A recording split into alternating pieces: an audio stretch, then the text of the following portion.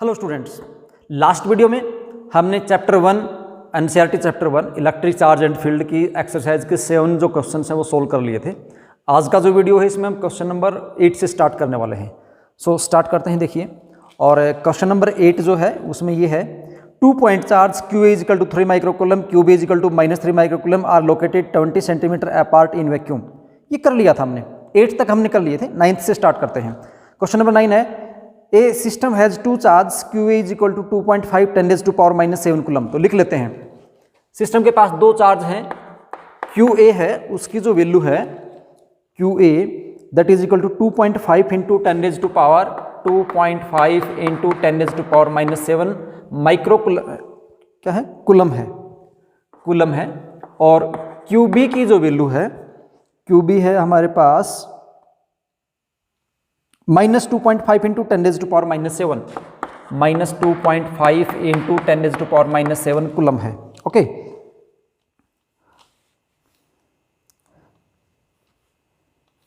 Located at the points, location क्या है, points की लोकेशन देखना। ए की जो लोकेशन है, इसकी लोकेशन है 0 0 -15 सेंटीमीटर, और इसकी जो लोकेशन है बी की वो है 0 0 0 0 +15 सेंटीमीटर।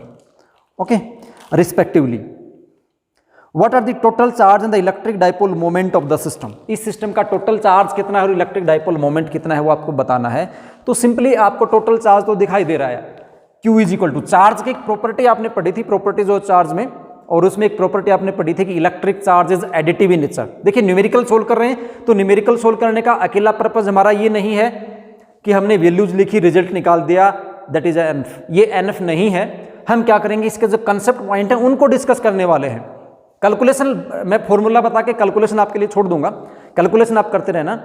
न्यूमेरिकल जब करते हैं तो न्यूमेरिकल के साथ साथ आपको थ्योरी के जो कंसेप्ट्स हैं वो भी आने चाहिए, क्योंकि अगर थ्योरी के कंसेप्ट्स आपको नहीं आते हैं तो न्यूमेरिकल सोल्व फिर नहीं होंगे, आप ओनली रट्टा मार सकते हो, और रट्टा ज़्यादा चलता नहीं है। कितना रट्टा मारोगे, इतने ज़्यादा प्रॉब्लम्स हैं, इतना ज़्यादा सिलेबस है, तो पूरा रट्टा नहीं चलता है। तो कंसेप्ट समझते हुए चलना। ओके, तो देखिए, एक चार्ज की प्रॉपर्टी पढ़ी थी, additivity of charge.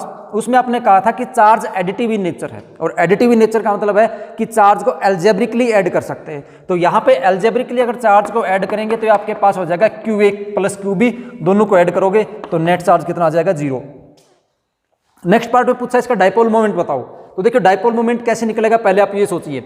Dipole moment P से रिप्रेजेंट करते हैं, और ये होता है 2A इंटू Q। 2A जहां पे डाइपोल की लेंथ है और Q है मैग्नीट्यूड ऑफ आइदर चार्ज। तो आप यहां पे देखते हो कि ये डाइपोल तो बनाते हैं, एक प्लस का चार्ज है, एक माइनस का चार्ज है, डाइपोल तो ये बना रहे हैं। इनके बीच का डिस्टेंस मुझे फाइंड आउट करना है। तो आप ध्यान देंगे, अगर मैं इसको ऐसे रिप्रेजेंट कर देता हूं, इसको मैं x रिप्रेजेंट कर दूं, इसको y रिप्रेजेंट कर दूं, इसको z रिप्रेजेंट कर दूं, इसको z रिप्रेजेंट, वैसे तो नॉर्मली आप इसको x से रिप्रेजेंट करते हो ना, z भी लिख सकते हो, कोई दिक्कत नहीं है। और यहाँ z लिखने का फायदा ये कि रिप्रेजेंटेशन आराम से हो जाएगा, आसानी से आप समझ जाओगे। अगर मैं इसको z लिखता तो समझने आपको थोड़ी सी प्रॉब्लम होती, तो इसलिए मैंने इसको z बोल दिया, इसको x बोल दिया, कोई फर्क नहीं पड़ने वाला इससे। ओके, अब देखिए लोकेशन क्या है, 0 0 -15, इसका मतलब माइनस तो इधर होगा, कलर चेंज कर लेते हैं चौक का, ये इधर माइनस तो इधर होगा, तो ये लोकेशन है 0 0 -15। ये कौन है, QA चार्ज है, और QB चार्ज है इधर इस पॉइंट के ऊपर, इसकी लोकेशन है 0 0 +15। ओके, तो देखिए इन दोनों के बीच डाइपोल लेंथ क्या होती है, दो चार्ज के बीच का सेपरेशन। तो इस चार्ज यहां से लेके यहां तक सेपरेशन कितना हुआ, ये तो सेंटर है, तो 15 सेंटीमीटर इधर है, 15 सेंटीमीटर इधर है। तो टोटल ये जो डिस्टेंस होती है दो चार्ज के बीच की, इसको आप डाइपोल लेंथ बोलते हो। ध्यान रखना, कुछ बच्चे यहाँ भी गलती करते हैं, वो 2 को और A को 2 सेपरेट टर्म मान के चलते हैं। बहुत से बार बच्चे गलती करते हैं कि जैसे डाइपोल लेंथ है A इज इक्वल टू 15, और 15 कितना कर देंगे, ये हो गया 13, और फिर बाद में इसको 2 से मल्टीप्लाई करेंगे, इधर तो इधर से भी 2 से मल्टीप्लाई कर देते हैं बच्चे। गलत है, क्योंकि वो कंसेप्ट उन्होंने अच्छे से नहीं समझा, सिर्फ याद किया, और याद करने में यही दिक्कतें होती हैं। तो ध्यान रखना, ऐसी गलती आपको नहीं करनी है। तो डाइपोल लेंथ 2A आपके पास यहाँ पे आया, इन दोनों के बीच का डिस्टेंस यहाँ से लेकर यहाँ तक कितना होगा, तो 15 सेंटीमीटर इधर हुआ, 15 सेंटीमीटर इधर हुआ, यह 30 सेंटीमीटर, और मीटर में कन्वर्ट करूंगा तो 10 raised to power -2 metre. Dipole moment P 2A into Q, 2A की वैल्यू आपके पास ये है, Q कोई भी एक उनमें से ले ले, दोनों का प्रोडक्ट कर दे, ये आपके पास मीटर। यूनिट लिखना जरूर, यूनिट लिखना नहीं भूलना है, क्योंकि अगर यूनिट भूल जाएंगे तो हाफ मार्क्स आपका चला जाएगा। ओके, ठीक है, नेक्स्ट क्वेश्चन देखते हैं। क्वेश्चन नंबर 10 है an electric dipole with the dipole moment 4 × 10⁻⁻⁹ coulomb. नहीं, डाइपोल मोमेंट नहीं है ये, देखते हैं। आप तब तक स्टेटमेंट पढ़ो, मैं बोर्ड साफ करता हूं। देखिए क्या है, न्यूमेरिकल सोल्व करने के लिए स्टेटमेंट को पहले अच्छे से समझ लेना भी जरूरी होता है, जल्दबाजी नहीं करनी है। आप फर्स्ट टाइम जब इसको करते हो तो ध्यान से एक एक शब्द को पढ़ें, मतलब क्या है उसको ध्यान से समझें। जब आपको मतलब अच्छे से समझ में आ जाएगा तो आप न्यूमेरिकल को इजीली सोल्व भी कर पाओगे। कई बार क्या होता है कि बच्चे को उसका मीनिंग बता दो, आप स्टेटमेंट का मीनिंग बता दो, उसको सोल्व कर देता है, और वैसे स्टेटमेंट उसके सामने रख दो, वो सोल्व नहीं कर पाता। उसका मेन रीजन भी ये होता है कि उसको स्टेटमेंट समझने की जो टेक्निक है वो नहीं आई है, या आप ये कहो कि वो टेक्निक तो नहीं बोलेंगे इसको, हम ये भी कह सकते हैं कि उसको स्टेटमेंट समझ में नहीं आती, उसको समझा दो स्टेटमेंट तो वो सोल्व कर देता है। तो आपको ये जो प्रॉब्लम है इसको भी दूर करना है। देखिए क्या है क्वेश्चन नंबर 10 में, एंड क्या बोला है, डाइपोल मोमेंट है P, वो आपके पास क्वेश्चन नंबर 10 में गिवन है 4 × 10⁻⁹ coulomb, 4 × 10⁻⁹ coulomb metre, is aligned at an angle of 30 degree with the direction of uniform electric field. Theta कितना है, 30 डिग्री। मतलब ये हुआ कि इस प्रकार से यूनिफॉर्म इलेक्ट्रिक फील्ड है और इसमें एक डाइपोल है, वो 30 डिग्री के ऊपर अलाइंड है P। Of magnitude, electric field का मैग्नीट्यूड कितना है, वो है E = 5 × 10⁴, 5 × 10⁴ न्यूटन पर कूलम, ये गिवन है आपके पास। Calculate the magnitude of the torque acting on the dipole, dipole पे टॉर्क बताना है। तो इससे पहले आप डाइपोल के बारे में एक बात और सुनो, साथ साथ में थ्योरी के कंसेप्ट भी क्लियर होने जरूरी है, वो होंगे तो न्यूमेरिकल बहुत आसानी से आप निकालते चले जाओगे। P = 2a क्यों करा, मतलब ये पॉजिटिव चार्ज है, ये नेगेटिव चार्ज है, ये डिस्टेंस कितना हुआ 2a हुआ, और इस किसी भी एक चार्ज को मल्टीप्लाई कर देंगे तो आ जाएगा। तो इसकी जो डायरेक्शन होती है वो नेगेटिव से पॉजिटिव की तरफ होती है। किधर होती है, नेगेटिव से पॉजिटिव की तरफ होती है। यहां मैं मान लेता हूं डाइपोल मोमेंट की डायरेक्शन ये है। अब सुनिए क्या पूछा आपसे, टॉर्क पूछा है, तो वेरी सिंपल है, टॉर्क का फॉर्मूला याद करो। क्या होता है टॉर्क का formula, PE sin theta. P आपको गिवन है, E गिवन है, थीटा की वैल्यू पुट करो, टॉर्क आ जाएगा। Okay, question number 11, a polythene piece wrapped with the wool is found to have a negative charge of 3 × 10⁻⁷ coulomb. आप फिर से स्टेटमेंट को पढ़ो, तब तक मैं बोर्ड साफ करता हूं। स्टेटमेंट को पढ़ो अच्छे से, जब स्टेटमेंट का मीनिंग समझ में आ जाएगा तो न्यूमेरिकल इजीली आपको आ ही जाएगा। A polythene piece wrapped with the wool is found to have the negative charge of, तो नेगेटिव चार्ज मिला उसके पास, Q = -3 × 10⁻⁷ कूलम, इतना चार्ज पॉलीथीन पीस के पास आया। Estimate the number of electrons transferred from which to which, तो सबसे पहले हमें क्या फाइंड आउट करना है, नंबर ऑफ इलेक्ट्रॉन ट्रांसफर्ड करना है। अब देखिए ये इतना लिखने के बाद तुरंत आपके दिमाग में क्लिक होना चाहिए कि मैं फॉर्मूला क्या लगाऊं। इसलिए मैंने बोला था कि स्टेटमेंट को ध्यान से समझो, ध्यान से पढ़ो। जैसे ही आप स्टेटमेंट पढ़ते हो तो उसके अंदर जो जो टर्म्स होती हैं उनको अलग से एक्सट्रैक्ट कर लो, अलग अलग लिख लो बारी बारी। फिर जो लास्ट में जो पूछता है उस पर फोकस करो। क्या पूछा है यहाँ पे, नंबर ऑफ इलेक्ट्रॉन्स पूछा है, तो मैं कैसे निकालूं नंबर ऑफ इलेक्ट्रॉन्स।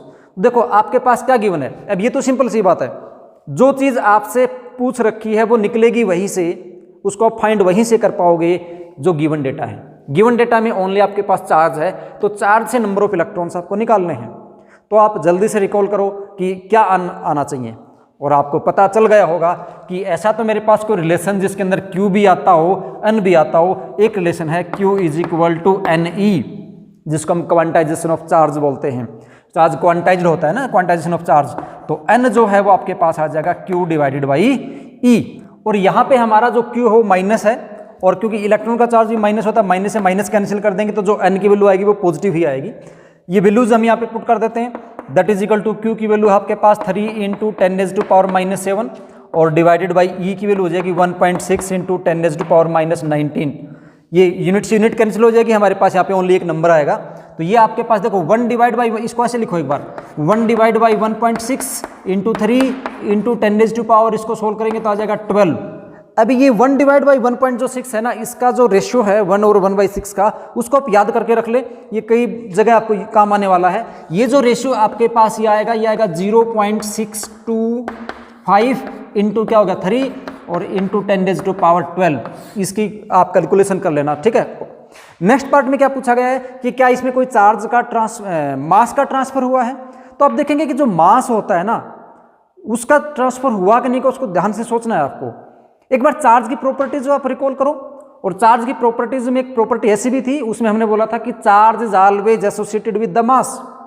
चार्ज किसके साथ एसोसिएटेड होता है? मास के साथ होता है, बगैर मास के कभी चार्ज नहीं होता है। तो आप यहां ध्यान से देखेंगे कुछ इतने electrons, this number of electrons are transferred, तो ये नंबर ऑफ इलेक्ट्रॉन्स ट्रांसफर हुए हैं। एक इलेक्ट्रॉन के पास कोई ना कोई मास भी है। कितना मास होता है इलेक्ट्रॉन का? मास ऑफ इलेक्ट्रॉन होता है 9.1 इंटू 10⁻⁻31 kg। इसका मतलब इतने इलेक्ट्रॉन ट्रांसफर हुए हैं, तो मास भी ट्रांसफर हुआ है, तो इसका आंसर हम लिखेंगे यस। वैसे इस क्वेश्चन में ये आपसे कहा नहीं गया है कि कितना मास ट्रांसफर हुआ है, बट ऐसा पूछ भी सकता है आपसे कि कितना मास ट्रांसफर हुआ, तो उस केस में आपका आंसर क्या रहेगा? देखिए, एक इलेक्ट्रॉन का मास इतना होता है, नंबर ऑफ इलेक्ट्रॉन ट्रांसफर इतने हैं, तो टोटल मास ट्रांसफर कितना हो जाएगा? Total mass transfer is equal to number of electron into mass of one electron. तो ये जो नंबर आया है, इस नंबर को आप इससे मल्टीप्लाई कर देंगे तो आपके पास जो मास ट्रांसफर होगा उसकी वैल्यू भी आ जाएगी। आप अगली स्टेटमेंट पढ़िए, तब तक हम बोर्ड को साफ करते हैं।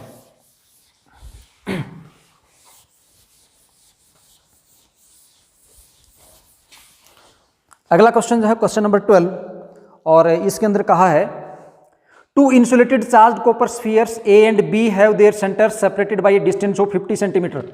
दो स्फीयर हैं, एक स्फीयर है ए, दूसरा स्फीयर है ये बी, और सेंटर टू सेंटर जो डिस्टेंस है 50 सेंटीमीटर है, मीटर में कन्वर्ट कर लेते हैं। एसआई सिस्टम में कन्वर्ट कर लिया करो बगैर कहीं, ठीक है? दिमाग में फिक्स कर लो कि जो भी आपके पास क्वांटिटीज उनको एसआई सिस्टम में रखो आप। what is the mutual force of electrostatic repulsion if the charge on each is, charge जो है वो इनका है 6.5 इंटू 10⁻⁻7 कूलम, दोनों के ऊपर सेम चार्ज है। The radii of A and B are negligibly compare to the distance of the separation. इस पहले इस बात को ध्यान से पढ़ें आप और उसको समझें कि ए की और बी की जो रेडियस है, इसकी जो रेडियस है और इसकी जो रेडियस है ए और बी की जो रेडियस है वो नेग्लिजिबल है। मतलब ये जो साइज है, ये जो रेडियस है, डिस्टेंस है, ये इसके कंपैरिजन में बहुत ही स्मॉल है। इसका मतलब ये हुआ कि जो ए और बी जो दो स्फीयर आपको दे रखी है, ये पॉइंट साइज हैं। कैसे हैं ये? पॉइंट साइज हैं, और पॉइंट साइज हैं तो कूलम्स लॉ एप्लीकेबल हो सकता है। F = K Q1 Q2 divided by R square. R आपको गिवन है, ठीक है? K की वैल्यू आपको पता है, चार्ज गिवन है, डायरेक्टली लगाएंगे रिजल्ट आ जाएगा। यहाँ पे एक बात और याद करें आप थ्योरी में ही कि कूलम्स लॉ की लिमिटेशंस क्या है, what are the limitations of the Coulomb's law.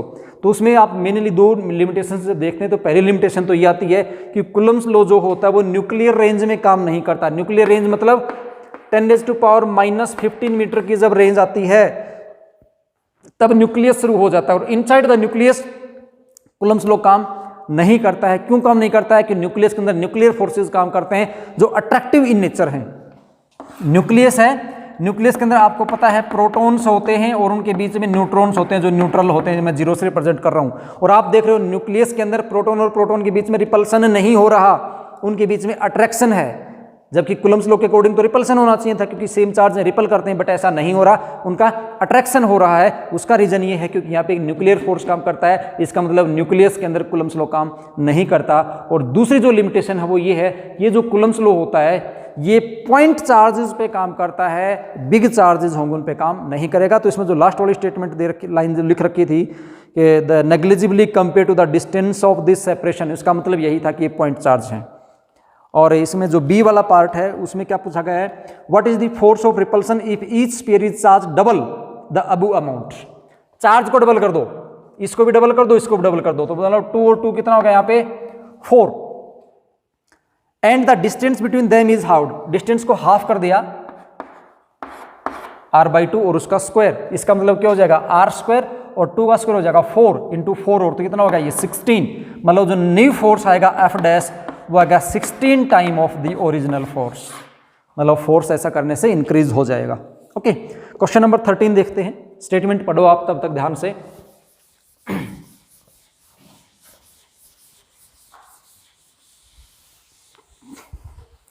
Question number 13, suppose the sphere A and B in the exercise 1.12, मतलब जो पहले वाली एक्सरसाइज थी उसके अंदर दो स्फीयर थे।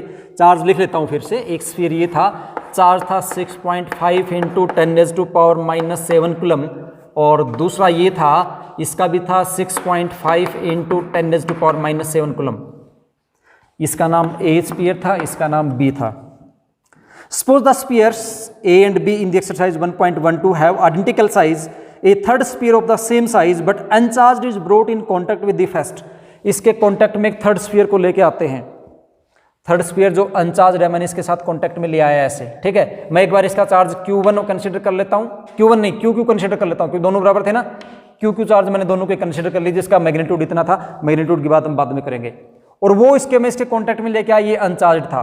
तो देखिए जैसे ही सेम साइज है दोनों की, जैसे ही मैं इसके कॉन्टैक्ट में लेके आऊंगा, ये अनचार्ज था, इसका चार्ज इसमें शिफ्ट हो जाएगा, इसका चार्ज इसमें शिफ्ट हो जाएगा कितना, दोनों का हाफ, तो ये 0 है, तो मीन आएगा दोनों का Q + 0/2 चार्ज हो जाएगा। मतलब इसके पास चार्ज होगा Q/2 और इसके पास भी कितना हो गया, Q/2। Brought in contact with the first, then brought in contact with the second. फिर हमने क्या किया, इसको हटाया यहां से और इसको यहां से हटा के इसको ले गए हम इसके कॉन्टैक्ट में, यहां ले आए, तो इसके पास चार्ज कितना था, Q/2, इसके पास कितना है Q। फिर से चार्ज इन दोनों का मीन आएगा, मतलब Q + Q/2 और इसका हाफ, मतलब ये हो जाएगा 3Q/2 और हाफ कितना हो जाएगा 3Q/4। मतलब इसके पास जो चार्ज है वो हो जाएगा 3Q/4 और इसका भी कितना हो जाएगा 3Q/4। And finally removed from both, और उसके बाद इसको हटा देते हैं, मतलब इसको यहां से हटा दिया, ये ऐसा बन गया। And finally removed from both, what is the new force of repulsion between A and B. अब ए और बी के बीच में फोर्स बताइए। तो देखो फोर्स तो आप कूलम्स लॉ से ही बताओगे, F = K Q1 Q2 divide by square of the distance. तो यहां से आपके पास हो गया K, Q1 की वैल्यू आपके पास हुई Q डिवाइडेड बाई 2, Q2 की वैल्यू हुई 3Q/4 और डिवाइडेड बाई R²। R मतलब उनकी जो डिस्टेंस थी वो कितनी थी 50 × 10⁻⁻2 और उसका स्क्वायर। इसको सोल्व करेंगे, यह आ जाएगा K और ये हो जाएगा 3 Q × Q हो गया Q² डिवाइडेड बाई ये कितना हो गया 8 और ये हो जाएगा 5 का करूँगा तो कितना हो जाएगा 25। ये यहाँ से कैंसिल कर देंगे, -1 हो जाएगा, उसका स्क्वायर कितना हो जाएगा -2 × 10⁻2 न्यूटन। अब Q की जो वैल्यू है वो आपके पास ये गिवन है, वो वैल्यू पुट कर दो, K की वैल्यू पुट कर दो, रिजल्ट आ जाएगा। क्वेश्चन नंबर 14 पे चलते हैं और इसमें एक डायग्राम दे रखा है। Figure 1.33 shows track of the 3 charge particles in the uniform electrostatic field, give the sign of 3 charge which particle has the highest charge to mass ratio. Highest charge to mass ratio किसका होगा, इसका एक हमने video बना रखा है और video का जो लिंक है वो डिस्क्रिप्शन बॉक्स में भी है और ऊपर जो एक आई बटन आपको दिख रहा होगा उसको भी आप प्रेस करके देख सकते हो कि क्या था वो। उसमें हमने एक पूरा डेरिवेशन किया था और वो इस क्वेश्चन को सोल्व करने के लिए ज़रूरी था। जैसे इस क्वेश्चन ने क्या बोल रखा है इस प्रकार से, ये पॉजिटिव चार्ज्ड प्लेट है, ये नेगेटिवली चार्ज्ड प्लेट है, एक पार्टिकल गया है ऐसे, ऐसे चला गया, 3 पार्टिकल हैं, 3 कलर से मैं रिप्रेजेंट कर देता हूँ इनको। दूसरा जो है, दूसरा ऐसे गया और यहाँ से कुछ ऐसे चला गया और तीसरा जो था, तीसरा जो पार्टिकल है वो ऐसे करके ऐसे जा रहा है। तीनों के नाम है, ये 3 नंबर है, ये 2 नंबर है, ये 1 नंबर है, ऐसे रिप्रेजेंट कर रखा है आपके पास। This is x axis and this is y axis. तो यहाँ पे आपको ये एक्स एक्सिस और वाई एक्सिस गिवन है, ये पार्टिकल हो गए 3, 2 एंड 1। आपको इनका चार्ज टू मास रेशियो बताना है, तो चार्ज टू मास रेशियो कैसे बताएंगे, तो उस डेरिवेशन में हमने देखा था जो डिस्प्लेसमेंट होता है ना वो directly proportional to E divided by m होता है, याद भी कर लो इसको। Displacement directly proportional to E divided by m। Displacement का मतलब क्या है, देखिए इसका जो स्ट्रेट पाथ था वो स्ट्रेट पाथ ये था, ये कितना डिस्प्लेस हुआ, इसका स्ट्रेट पाथ ये था, ये कितना डिस्प्लेस हुआ, और इसका स्ट्रेट पाथ ये था, ये कितना डिस्प्लेस हुआ। तो इन तीनों में से हम देखते हैं, इसको थोड़ा आपको कंफ्यूजन ना हो, तीनों में से हम देखते हैं कि डिस्प्लेसमेंट, ये जो डिस्प्लेसमेंट है, ये जो इधर मैं जिसको y से रिप्रेजेंट कर रहा हूं, ये डिस्प्लेसमेंट इसका सबसे ज्यादा है पार्टिकल नंबर 3 का। तो जिसका डिस्प्लेसमेंट ज्यादा होगा इसका E/m भी ज्यादा होगा। तो यहां से चार्ज टू मास रेशियो किसका है, किसका सबसे ज्यादा है, पार्टिकल नंबर 3 का चार्ज टू मास सबसे ज्यादा है। क्वेश्चन नंबर 15 क्वेश्चन की स्टेटमेंट पढ़ो आप, ध्यान से समझना, ध्यान से पढ़ना स्टेटमेंट को। देखिए क्या है 15 में, consider a uniform electric field E is equal to, E की वैल्यू गिवन है, E इज इक्वल टू आपके पास 3 into 10⁻³ I newton per coulomb. What is the flux of the field through the square of 10 centimetre on a side whose plane is parallel to the YZ plane. What is the flux of this field through a square of 10 centimeter on a side whose plane is parallel to the YZ plane। तो देखिए ये x axis, y axis और ये z axis. तो इसका मतलब जो square है आपके पास वो YZ प्लेन में है, तो YZ प्लेन में हो गया ये, this is y and this is z, तो YZ प्लेन में हो गया। इसका अगर आप एरिया वेक्टर देखेंगे तो इसका एरिया वेक्टर जाएगा इधर, इसका एरिया वेक्टर जाएगा इधर। इलेक्ट्रिक फील्ड भी इसी डायरेक्शन में है, इलेक्ट्रिक फील्ड की डायरेक्शन भी यही है, ठीक है। फ्लक्स का फॉर्मूला क्या होता है आपके पास, फ्लक्स के देखिए 2-3 फार्मूले हैं बच्चे, यहाँ भी बहुत कंफ्यूज होते हैं और मैं तीनों लिख रहा हूँ, तीनों का पहले मीनिंग बता रहा हूँ आपको। एक फ्लक्स का फॉर्मूला सबसे पहले आपने पढ़ा E A cos थीटा होता है, एक फ्लक्स का formula E dot ds close path में इंटीग्रेशन होता है, और एक फ्लक्स का formula Q divided by epsilon not होता है। अब तीनों में से कौन सा फॉर्मूला कहाँ लगाऊं, इस पे बच्चा कंफ्यूज हो जाता है। अगर आप इसको ध्यान से देखेंगे, थोड़ा सा ध्यान से देखेंगे तो आपको कोई कंफ्यूजन नहीं रहेगा। सबसे पहले बात करते हैं इस फॉर्मूला की। φ is equal to Q divide by epsilon naught तब लगेगा जब आपको कोई चार्ज गिवन हो और उस चार्ज के कारण या कोई चार्ज का कॉन्फ़िगरेशन दे रखा हो और उसके कारण आपसे फ्लक्स पूछ रखा हो, तो हम फॉर्मूला यूज करेंगे Q divide by epsilon not. ये गॉस थ्योरम का स्टेटमेंट भी है कि फ्लक्स कितना होता है, ठीक है। ध्यान रखना, जब भी आपको किसी चार्ज के कारण फ्लक्स निकालना हो तो निकलेगा Q divide by epsilon not से। लेकिन जब आपको इलेक्ट्रिक फील्ड दे रखा हो, क्या दे रखा है, रुक गई तो फिर बीच में क्यों बोल रहे हैं, लेकिन जब आपको इलेक्ट्रिक फील्ड दे रखा है तो इलेक्ट्रिक फील्ड दे रखा हो तो इन दोनों में से लगाना होता है। फिर यहां से कंफ्यूजन है कि ये लगाऊं या ये लगाऊं, तो देखिए अगर आपके पास कोई यूनिफॉर्म एरिया दे रखा है, कोई ऐसा एरिया दे रखा है जो डायरेक्टली आपको पता चलता है कि हाँ इसकी वैल्यू मुझे पता है, तो पता है मतलब जो नॉर्मल के अकॉर्डिंग मैं पूरी वैल्यू बता सकता हूँ, तो आप यूज करोगे E A cos थीटा। जैसे इस केस में है, इसका टोटल एरिया है ना सारे का नॉर्मल इलेक्ट्रिक फील्ड के डायरेक्शन में है, मतलब जो भी एरिया है और उसका पूरा का पूरा नॉर्मल जो है वो किधर हो, इलेक्ट्रिक फील्ड के डायरेक्शन में हो, तो हम E A cos theta use कर लेते हैं। बट अगर हमारे पास जो एरिया है उसके जो नॉर्मल्स जो हैं जितने भी, अगर उसके सरफेस में मैं नॉर्मल ड्रॉ करूं तो वो सारे फील्ड के डायरेक्शन में ना हो। एग्जांपल ग्रुप में देखिए, स्फीयर है, क्या है, एक स्फीयर है और ये पॉजिटिवली चार्ज्ड है। कैसा है, पॉजिटिवली चार्ज्ड है। तो इलेक्ट्रिक फील्ड की डायरेक्शन इस प्रकार से है, ये होगी इलेक्ट्रिक फील्ड की डायरेक्शन, ठीक है। इस स्फीयर का अगर आप यहां कोई एलिमेंट कंसिडर करते हो उसका सरफेस का, तो एरिया वेक्टर होगा इधर। अगर आप यहां कंसिडर करते हो तो एरिया वेक्टर होगा इधर, क्योंकि हमेशा सरफेस के नॉर्मल होता है।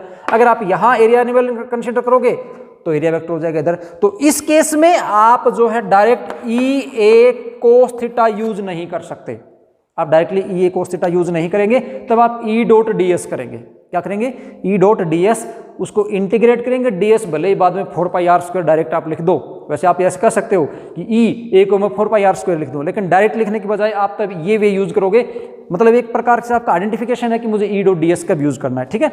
तो आते हैं इसी क्वेश्चन के ऊपर, और इस क्वेश्चन में क्या है, एरिया वेक्टर इधर दे रखा है, इलेक्ट्रिक फील्ड इधर दे रखा है, और इसमें what is the flux through the, what is the flux of this field through a square of size 10 centimetre.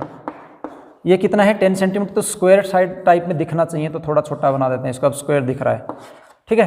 तो एरिया कितना हो जाएगा, A इज इक्वल टू हो जाएगा 10 into 10, that is equal to कितना हो गया, 100 सेंटीमीटर स्क्वायर। इसको मीटर में कन्वर्ट कर लेंगे तो 100 इंटू 10⁻⁻4 मीटर स्क्वायर हो जाएगा, क्योंकि 1 सेंटीमीटर करोगे 10⁻⁻2, तो 10⁻⁻4 मीटर स्क्वायर हो गया। अब यहाँ से फ्लक्स आपके पास निकल आएगा, φ इज इक्वल टू आपके पास होता है E A cos theta. E की वैल्यू है 3 इंटू 10⁻3, A की वैल्यू है 1 इंटू 10⁻⁻2, -4 था ना, इसको -2 लिख दूंगा, cos थीटा। देखिए यहाँ पे नॉर्मल वेक्टर इसका जो है n, इसका जो नॉर्मल इधर जा रहा है और इलेक्ट्रिक फील्ड भी x एक्सिस में ही जा रहा है, इसका मतलब थीटा की वैल्यू कितनी है, 0, cos 0, और cos 0 कितना होता है, 1। इतना फ्लक्स आ जाएगा। फ्लक्स की यूनिट आपको जरूर लिखनी है। अगर यूनिट भूल जाते हो तो क्या करो, देखो फ्लक्स का फार्मूला जो होता है वो हुआ ई ए कोस थीटा। ई की यूनिट होती है न्यूटन पर कूलम, ए की क्या होती है मीटर स्क्वायर, और इसकी कोई यूनिट होती नहीं। तो यहाँ पे यूनिट क्या लिख देंगे, न्यूटन मीटर स्क्वायर पर कूलम। यूनिट जरूर लिखनी है, इस बात का ध्यान रखना है। और इसमें बी पार्ट पूछ रखा है, what is the flux through the same square if the normal of its plane make an angle of 60 degree with the x axis. मतलब ये इस प्रकार से रखा हुआ है, इस केस में ये जो नॉर्मल है ये इस प्रकार से एक्स एक्सिस के साथ 60 डिग्री का एंगल बनाता है। तो सिंपली यहाँ पे जो कोस थीटा था इसकी वैल्यू अब हम 60 कर देंगे। कोस 60 कितनी होती है 1/2, तो इसके डिवाइडेड बाई कितना आ जाएगा इस केस में, कोस 60 की वैल्यू करेंगे तो डिवाइडेड बाई 2, ये रिजल्ट आ जाएगा। ओके, क्वेश्चन नंबर 16 देखते हैं। What is the net flux of the uniform electric field of exercise 1.15 through a cube of side 20 centimetre oriented so that its faces are parallel to the coordinate planes. देखिए इसी electric field में मान लीजिए कोई cube रख दें, ये uniform electric field था, इसमें क्यूब रख दें। क्यूब को इस प्रकार से रख दें कि उसके जो फेसेस हैं वो कोऑर्डिनेट एक्सिस के पैरेलल हैं, वो ऐसे कुछ बोल रहा है। तो मतलब इस प्रकार से रख दिया मैंने इसको, ऐसे एक्स एक्सिस, वाई एक्सिस और जेड एक्सिस ऐसे रखा हुआ है। इलेक्ट्रिक फील्ड की डायरेक्शन ये है, इसका मुझे फ्लक्स बताना है। तो देखिए इसका फ्लक्स मैं कैसे बताऊंगा। फील्ड क्या बोला इसने, फील्ड यूनिफॉर्म बोला। देखिए कितने सरफेस हो गए, इसका जो टोटल फ्लक्स आएगा वो 6 सरफेस के कारण आएगा। 1 2 3 4 5 एंड 6 सरफेसेस का आएगा। अगर आप इसका एरिया वेक्टर देखेंगे तो इसका एरिया वेक्टर इधर जाएगा, इलेक्ट्रिक फील्ड इधर है, दोनों के बीच में 90 डिग्री है, 90 डिग्री है तो इसका जीरो मतलब डाउनवर्ड वाले का जीरो, इसका भी जीरो, ऊपर वाले का भी जीरो। ये जो दिख रहा है इसका एरिया वेक्टर इधर जाएगा, इलेक्ट्रिक फील्ड इधर है तो इसका भी जीरो, इसके जो नीचे ये वाला है इसका भी जीरो। फ्लक्स किस किस का होने वाला है, एक तो जो रेड पार्ट में मैं कर रहा हूं इसका फ्लक्स होगा, ये जो रेड कलर मैंने दो कर दिए इन दोनों का फ्लक्स होगा। ठीक है, ध्यान रखना फ्लक्स एक स्केलर क्वांटिटी है, ये भी पूछ लेता है। इसका एरिया वेक्टर देखोगे आप इधर मिलेगा, इसका एरिया वेक्टर देखोगे इधर मिलेगा। इलेक्ट्रिक फील्ड क्या है, इलेक्ट्रिक फील्ड यूनिफॉर्म है, मतलब जितना इलेक्ट्रिक फील्ड इधर है उतने का उतना इलेक्ट्रिक फील्ड यहाँ पे है। इसका मतलब ये जो फ्लक्स आएगा ये पॉजिटिव आएगा, ये फ्लक्स आएगा ये नेगेटिव आएगा। ये पॉजिटिव क्यों आएगा, क्योंकि नॉर्मल और फील्ड दोनों सेम डायरेक्शन में, तो थीटा की वैल्यू यहाँ पे 0 मिलेगी, कोस 0 की वैल्यू +1 मिलेगी, तो ये फ्लक्स जो है आपके पास हो जाएगा EA। इधर देखोगे एरिया वेक्टर इधर है, इलेक्ट्रिक फील्ड की डायरेक्शन ये है, इसका मतलब यहाँ पे थीटा की वैल्यू कितनी है 180 डिग्री है। 180 डिग्री मतलब कोस 180 डिग्री कितना हुआ -1, तो यहाँ पे जो आपके पास फ्लक्स आएगा फाई = वो आएगा -EA। क्योंकि फ्लक्स जो होता है वो एक स्केलर क्वांटिटी है, तो ये आपको एल्जेब्रिकली हेड होगा। तो नेट फ्लक्स जब मैं फाई निकालूंगा तो मिलेगा φ1 + φ2 दैट इज इक्वल टू 0। तो इसका जो नेट फ्लक्स है वो कितना है 0 है। ये हम क्वेश्चन सोल्व कर चुके हैं अप टू 16। ओके, और जो रिमेनिंग क्वेश्चंस हैं वो हमारे नेक्स्ट वीडियो में हम सोल्व करेंगे।